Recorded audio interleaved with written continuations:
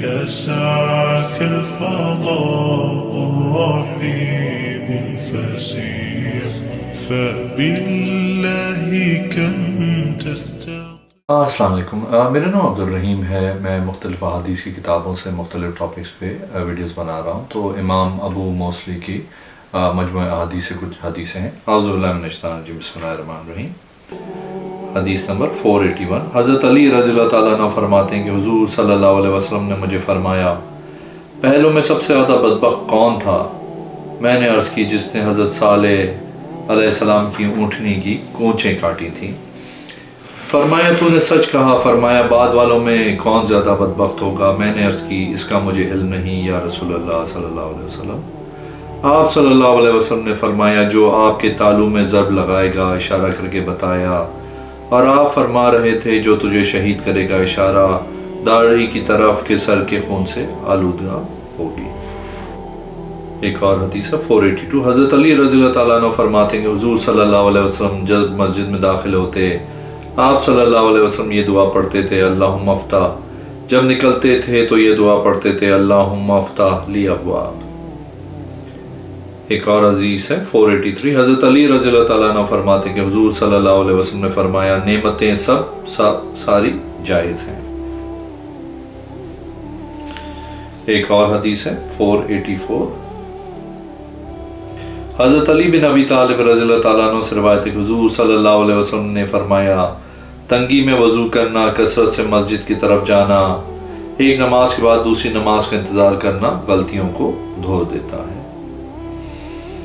ایک اور حدیث ہے 485، حضرت علی رضی اللہ تعالیٰ عنہ فرماتے ہیں کہ میں بدر کی جنگ کے دن کنویں پہ موجود تھا، میں نے اس میں جھانک کر دیکھا تو سخت ترین ہوا آئی، پھر سخت ترین ہوا آئی، میں نے اس سے پہلے ہوا نہیں دیکھی تھی، پھر سخت ہوا آئی پہلے ہوا جیسی، پھر حضرت میکائیل 1000 فرشتوں کے ساتھ آئے، حضور صلی اللہ علیہ وسلم کی دائیں جانب تھے، دوسری طرف اسرافیل علیہ السلام 1000 فرشتوں کے ساتھ حضور صلی اللہ علیہ وسلم کی بائیں جانب، تیسری میں حضرت جبریل علیہ السلام 1000 فرشتوں کے ساتھ، حضرت ابو بکر رضی اللہ تعالیٰ عنہ آپ کی دائیں جانب تھے، میں نے آپ کی بائیں جانب دیکھا جب اللہ نے کفار کو بھگایا، مجھے حضور صلی اللہ علیہ وسلم نے گھوڑے پہ سوار کیا، جب میں سیدھا گھوڑے پہ سوار ہوا تو میں اس کی گردن پہ ہو گیا، میں نے اللہ سے دعا کی، اس نے مجھے اس پہ ثابت قدم رکھا، میں نے نیزہ چلایا یہاں تک کہ میری بغل تک خون پہنچ گیا۔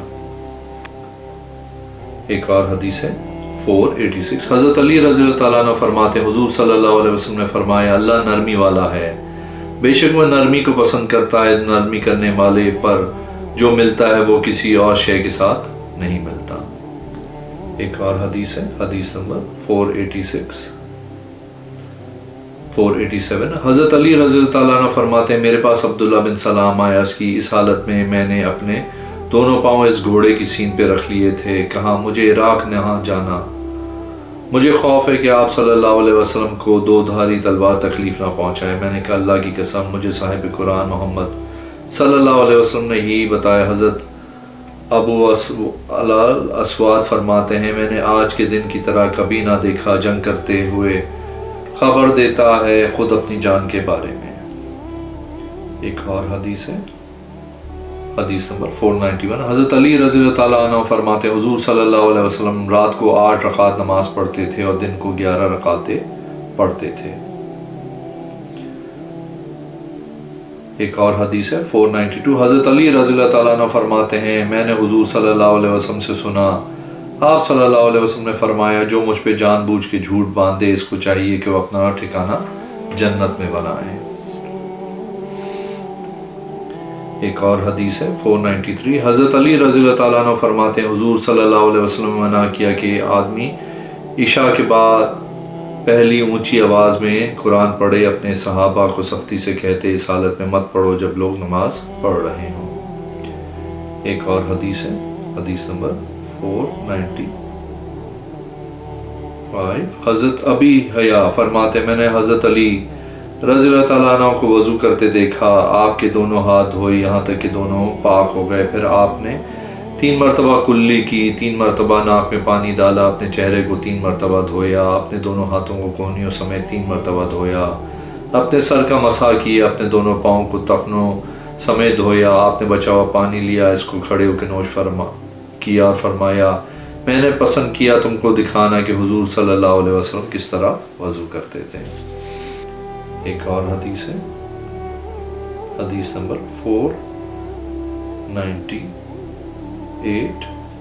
حضرت علی بن ابو طالب رضی اللہ تعالیٰ عنہ فرماتے ہیں میں سردیوں کی ایک صبح نکلا، مجھے سخت بھوک لگی ہوئی تھی، مجھے ٹھنڈ بھی لگ رہی تھی۔ میں نے صوف کا ایک کپڑا لیا جو ہمارے پاس ہوتا تھا، پھر میں نے اسے اپنے گردن میں داخل کیا، اس کو اپنے سینے تک چڑھایا، میں اسے گرمی حاصل کر رہا تھا۔ اللہ کی قسم مجھے گھر میں کوئی شے کھانے کی نہیں تھی، اگر حضور صلی اللہ علیہ وسلم کے گھر میں ہوتی تو مجھے ضرور پہنچا دیتے۔ میں مدینہ کے کسی گاؤں کی طرف نکلا، ایک یہودی کے باغ میں داخل ہوا، میں نے دیوار کے سوراخ سے جھانک کر دیکھا تو اس نے کہا اے دیہاتی کیا ہے، کیا آپ ایک ڈول کے بدلے کھجور لینے کو تیار ہیں مزدوری پر؟ میں نے کہا جی ہاں۔ اس نے میرے لیے باغ کا دروازہ کھولا، میں داخل ہوا، میں نے ڈول کھینچنے لگا، وہ مجھے کھجوریں دینے لگا یہاں تک کہ میری ہتھیلی بھر گئی۔ اس نے کہا مجھے تیری طرف سے اب کافی ہے۔ میں نے اس کو کھایا، پھر پانی پیا، پھر میں حضور صلی اللہ علیہ وسلم کے پاس آیا، میں آپ کے ساتھ مسجد میں بیٹھا، آپ اپنے صحابہ کے گروہ کے ساتھ تھے، ہمارے پاس مصعب بن عمیر ایک پرانی چادر لے کے آئے، حالانکہ وہ مکی کے بڑے مالدار تھے۔ جب حضور صلی اللہ علیہ وسلم نے ان کو دیکھا، ان کا ذکر کیا جو مالدار تھے، ان کی حالت دیکھی جو موجود تھی، آپ کی آنکھوں سے آنسو جاری ہو گئے، آپ روئے۔ پھر حضور صلی اللہ علیہ وسلم نے فرمایا آج تم بہتر ہو، یا تم اس وقت ایسا وقت آئے گا کہ تمہارے پاس روٹی اور گوشت اور طرح طرح کے کھانے ہوں گے، ایک کپڑے کا جوڑا صبح اور ایک شام کو پہنو گے، تم اپنے گھروں میں پردے اس طرح لٹکاؤ گے جس طرح کعبے پہ لٹکائے جائیں گے۔ ہم نے عرض کی ہم اس دن اچھے ہوں گے، ہم اچھی طرح عبادت کریں گے۔ آپ نے فرمایا تم آج بہتر ہو۔ ایک اور حدیث ہے، حدیث نمبر 499۔ حضرت علی بن ابو طالب رضی اللہ تعالیٰ عنہ فرماتے ہیں رسول کریم صلی اللہ علیہ وسلم نے ایک لوہے کی ذرہ مہر پہ حضرت فاطمہ کا نکاح مجھ سے کر دیا تھا، جبکہ آپ وہ ہتھیار دیا تھا اور فرمایا اسے ان کی طرف لے جاؤ اور اس کے بدلے ان کو لباس لے کے پہناؤ۔ میں نے ان کو لے کے گیا تو قسم بے خدا اس کی قیمت 400 دینار ہم نے لگائی۔ اور حدیث ہے، حدیث نمبر 500۔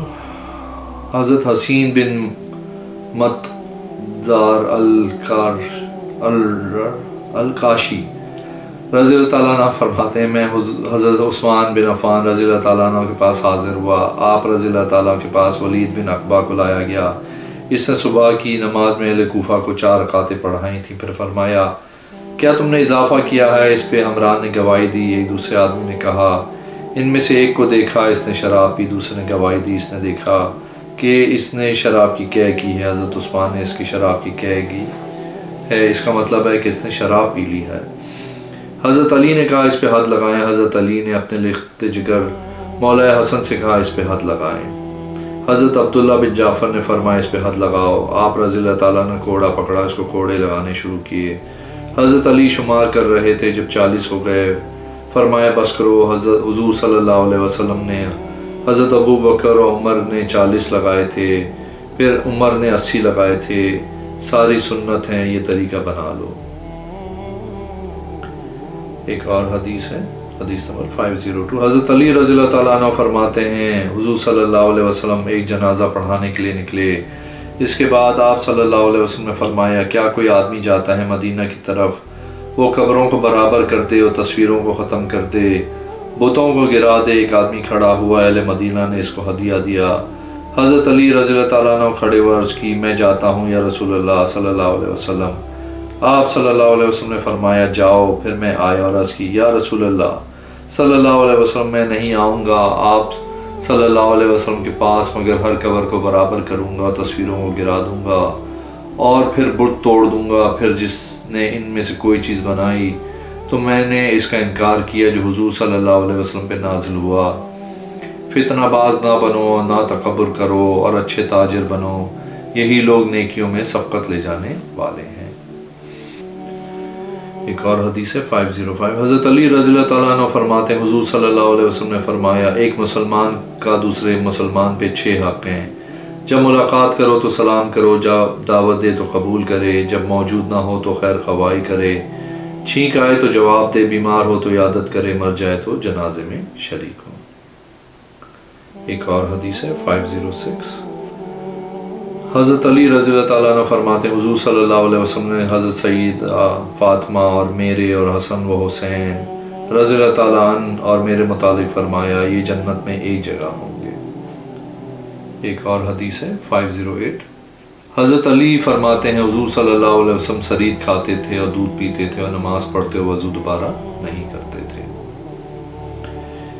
ایک اور حدیث ہے حدیث نمبر 509. حضرت علی رضی اللہ تعالیٰ عنہ فرماتے ہیں حضور صلی اللہ علیہ وسلم نے فرمایا مجھ پہ جھوٹ نہ باندھو، جو مجھ پہ جان بوجھ کے جھوٹ باندھے گا وہ جہنم میں داخل ہو جائے گا. ایک اور حدیث ہے 510. حضرت علی رضی اللہ تعالیٰ عنہ فرماتے ہیں میں نہیں جانتا کہ میں اس پر حد قائم کروں مگر شراب پینے والے پہ. بے شک حضور صلی اللہ علیہ وسلم نے اس سے متعلق کوئی طریقہ نہیں ہے، یہ وہ شے ہے جو ہم کہتے ہیں. ایک اور حدیث ہے 512. حضرت علی رضی اللہ تعالیٰ عنہ سے روایت ہے کہ رسول صلی اللہ علیہ وسلم نے 10 لوگوں پہ لعنت فرمائی: سود خور، سود کھلانے والے، اسے لکھنے والے، اس کا گواہ، بال نوچنے والی، بال نوچنے والی، بال نوچنے والا، بال نوچنے والی، صدقہ سے روکنے والی، بغیر ضرورت کی جان بوجھ کے حلالہ نکالنے والا، جس کے لیے حلالہ نکالا جائے. اگر آپ نے میرے چینل کو ابھی تک سبسکرائب نہیں کیا تو پلیز کیجیے، اس ویڈیو کو لائک کیجیے. اگلی ویڈیو میں انشاءاللہ حاضر ہوں گا. اللہ حافظ.